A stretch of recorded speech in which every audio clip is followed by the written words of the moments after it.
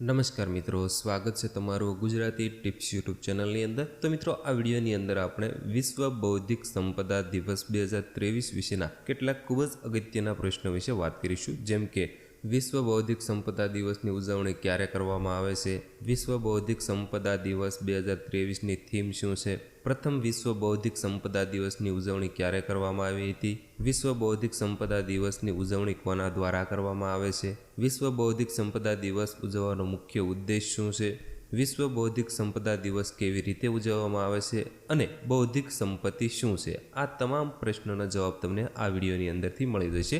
બીજું મિત્રો, તમને જણાવવાનું કે જો આવી જ તમામ નવી અને કરંટ અફેર્સની માહિતી મેળવવા માંગતા હોય તો અમારી ટેલિગ્રામ ચેનલ જોઈન કરવાનું ભૂલશો નહીં, જેની લિંક તમને વિડીયોના ડિસ્ક્રિપ્શન બોક્સની અંદરથી મળી જશે। તો ચાલો જોઈએ આપણે। તો પહેલો પ્રશ્ન છે, વિશ્વમાં દર વર્ષે 26 એપ્રિલના રોજ કયા દિવસની ઉજવણી કરવામાં આવે છે? તો જવાબ છે વર્લ્ડ ઇન્ટેલેક્ચ્યુઅલ પ્રોપર્ટી ડે, એટલે કે વિશ્વ બૌદ્ધિક સંપદા દિવસની ઉજવણી કરવામાં આવે છે।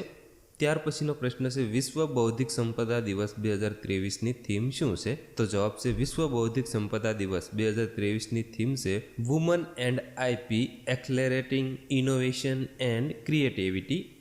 ત્યાર પછીનો પ્રશ્ન છે, પ્રથમ વિશ્વ બૌદ્ધિક સંપદા દિવસની ઉજવણી ક્યારે કરવામાં આવી હતી? તો મિત્રો, પ્રથમ વિશ્વ બૌદ્ધિક સંપદા દિવસની ઉજવણી 26 એપ્રિલ 1970ના રોજ કરવામાં આવી હતી।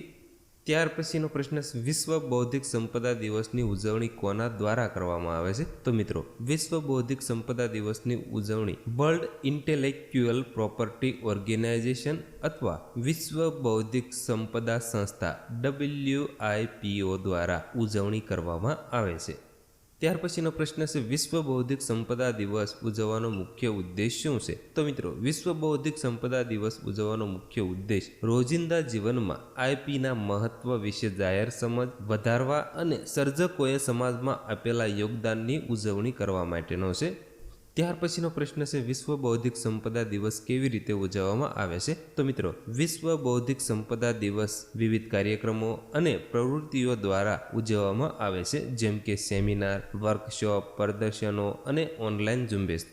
ત્યાર પછીનો પ્રશ્ન છે, બૌદ્ધિક સંપત્તિ શું છે? તો મિત્રો, બૌદ્ધિક સંપત્તિ મનની રચનાઓનો ઉલ્લેખ કરે છે, જેમ કે શોધ, સાહિત્યક અને કલાત્મક કાર્યો અને વાણિજ્યમાં ઉપયોગમાં લેવાતા પ્રતીકો અને ડિઝાઇન। બૌદ્ધિક સંપદા અધિકારો IPRS એ કાનૂની અધિકારો છે જે આ રચનાઓનું રક્ષણ કરે છે અને તેમના માલિકોને તેનો ઉપયોગ કરવા અને તેનો લાભ લેવાનો વિશિષ્ટ અધિકાર આપે છે।